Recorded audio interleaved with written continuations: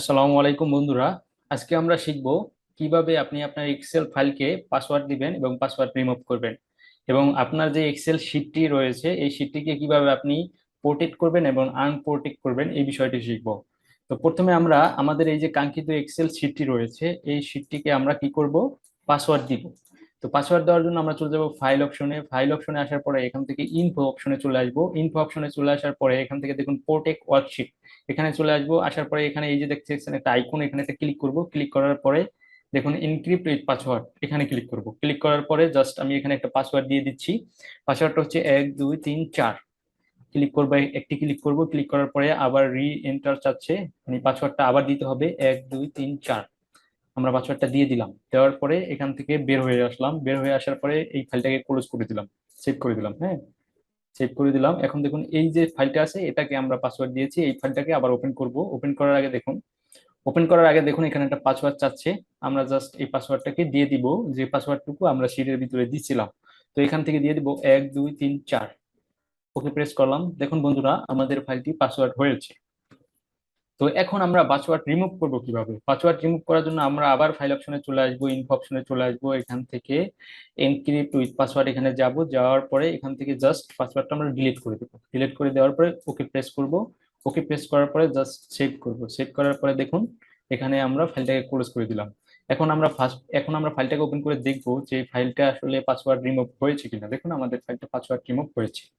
এই যে পাসওয়ার্ডটা আমি কিছুক্ষণ আগে দেখালাম, এই পাসওয়ার্ডটা আপনি আরো একভাবে করতে পারেন। সেটা হচ্ছে ফাইলে যাবেন, ফাইলে যাওয়ার পরে সেভ অ্যাজে যাবেন।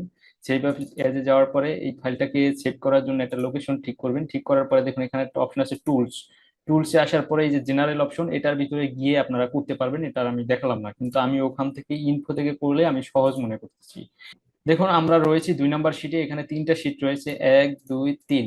এই 3টা শিট রয়েছে। আমরা এখন যে কোনো একটি শিটকে প্রোটেক্ট করব, মানে এই শিটের ভিতরে যাতে কেউ এডিট না করতে পারে। দেখুন এখন আমরা এডিট করতে পারতেছি, কিন্তু প্রোটেকশন করার পরে এই শিটটাকে ভিতরে কেউ এডিট করতে পারবে না। তো সেজন্য আমরা চলে যাই ফাইল মেনুতে। ফাইল মেনুতে আসার পরে আমরা আবার ইনফোতে চলে যাব। ইনফোতে আসার পরে প্রোটেক্ট ওয়ার্কশিট, এখান থেকে দেখুন প্রোটেক্ট কারেন্ট শিট। এই কারেন্ট শিটে ক্লিক করব। ক্লিক করার পরে জাস্ট আমরা এখানে একটা পাসওয়ার্ড দিয়ে দেবো, 1 2 3 4। আবার এন্টার পাসওয়ার্ড দিয়ে দিব 1 2 3 4। দেওয়ার পরে দেখুন আমাদের শিটটা কি হয়েছে, আমাদের শিটটা পোর্টেড মানে লক হয়েছে। এই লকের কারণে আমরা কোনো জায়গা, কোনো স্থানে আমরা কি করতে পারতেছি না, এডিট করতে পারতেছি না।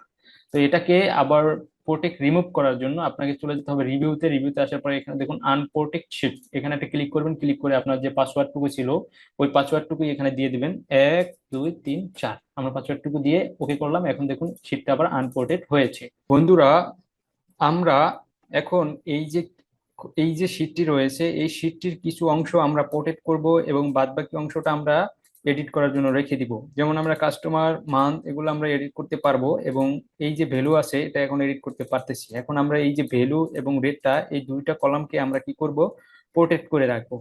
তো এই দুইটা কলামকে প্রোটেক্ট করে রাখার জন্য আমরা কি করব, এখানে আমরা এক্সেলটিকে শিটটাকে সিলেক্ট করার পরে রাইট বাটন ক্লিক করে ফরম্যাট সেল অপশনটিতে চলে যাব। যাওয়ার পরে এই যে লক আছে এই লকটাকে আমরা উঠিয়ে দিব। টিকটাকে উঠিয়ে দেওয়ার পরে এখানে ওকে প্রেস করলাম। তারপরে আমরা কি করব, তারপরে আমরা জাস্ট এই দুইটি কলামকে এইভাবে সিলেক্ট করব। সিলেক্ট করার পরে আবার রাইট বাটন ক্লিক করব, মাউসের রাইট বাটন ক্লিক করার পরে ফরম্যাট সেলে চলে যাব। ফরম্যাট সেলে চলে যাওয়ার পরে এখান থেকে লকটাকে টিক দিয়ে দিব এবং ওকে প্রেস করবে। বন্ধুরা এই কাজটিকে আপনাকে খুব সাবধানের সাথে করতে হবে, এবং এই কাজটিকে মিস করলে আপনার কিন্তু শিট প্রোটেক্ট হবে না।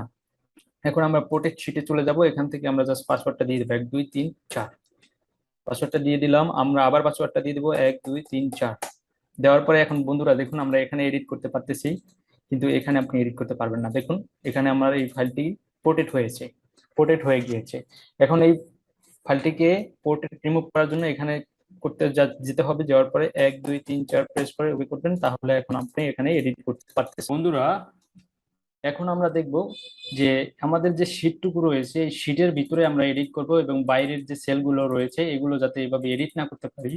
তো সেজন্য আমাদের কি করতে হবে, এই এই শীটটাকে আমরা প্রথমে এভাবে সিলেক্ট করব। সিলেক্ট করার জন্য এখানে রাইট বাটন ক্লিক করব। রাইট বাটন ক্লিক করার পরে ফরম্যাট চলে যাব। যাওয়ার পরে জাস্ট লক রয়েছে এই লকটাকে টিক চিহ্ন দিয়ে দিব। টিক চিহ্ন দেওয়ার পরে এখন আমরা চাচ্ছি যে এই শীটের বাইরে যাতে এডিট না করতে পারি, সেজন্য আমরা কি করব, পুরো শীটটিকে সিলেক্ট করব।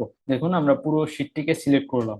সিলেক্ট করার পরে আমরা এখন এখানে রাইট বাটন ক্লিক করব। রাইট বাটন ক্লিক করার পরে আমরা আবার ফরম্যাট চলে যাব, যাওয়ার পরে এখান থেকে যে লক চিহ্নটা দেওয়া আছে এটাকে আমরা উঠিয়ে দিব। উঠিয়ে দেওয়ার পরে ওকে প্রেস করব। এখন দেখুন আপনি এখানে প্রোটেক্টটা দিয়ে দিব 1 2 3 4, 1 2 3 4। এখন দেখুন আপনার ভিতরে আপনি এডিট করতে পারবেন, কিন্তু বাইরের কোনো অংশে এডিট করতে পারবেন না। তো দেখুন আপনি বাইরের কোনো অংশে আপনি এডিট করতে পারবেন না। আপনি যদি মাথা খাটিয়ে কাজ করেন তাহলে আপনি এভাবে এটা খুব সুন্দরভাবেই করতে পারবেন। এটা সিম্পল কাজ। জাস্ট আমি যে স্টেপ গুলো দেখালাম আপনাকে, এই স্টেপ গুলো খুব কাইন্ডলি ফলো করতে হবে। এই স্টেপের বাইরে যদি আপনি কোনো একটা স্টেপ মিস করেন তাহলে কিন্তু বন্ধুরা আপনি আপনার কাঙ্ক্ষিত অপশনটুকুকে প্রোটেক্ট করতে পারবেন না।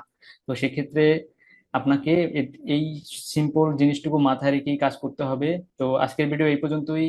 দেখা হচ্ছে নেক্সট কোনো ইন্টারেস্টিং ভিডিও নিয়ে। যদি ভিডিওটা দেখে আপনার ভালো লাগে বা উপকৃত হয়ে থাকে সেক্ষেত্রে আপনি একটা লাইক, একটি কমেন্টস এবং সাবস্ক্রাইব করতে ভুলবেন না।